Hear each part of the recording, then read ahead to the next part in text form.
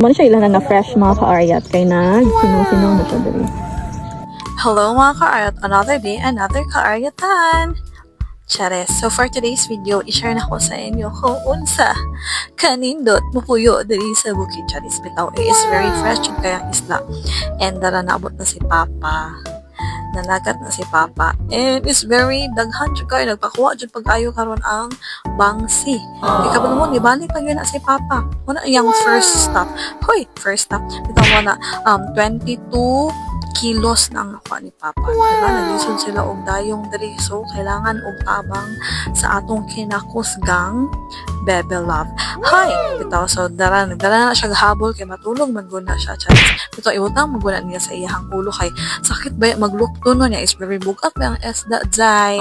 So, mana siya ipatong ang niya sa iyang ulo bago ibutang ang isa ka panggana nga isda.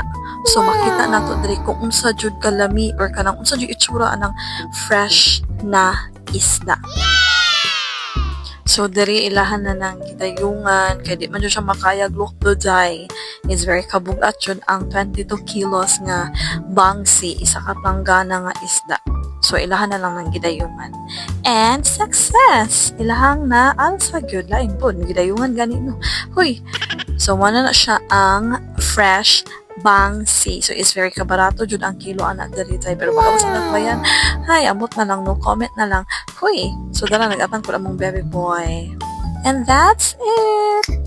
Muna siya ilan na fresh mga ka-aryat kay sinaw na siya diri. Dili lang kung nakakitag inani kanang nagsinaw-sinaw nga isa. Kaya sa Davao, ang sa Davao daw? Isa na ang isda sa Davao. So, muna siya ilhanan nga fresh. Kung sa Bisaya Langgana pa, karong mo dalabay, walay buslot. labas pa sa ato diba? Ibalin din ang tubig.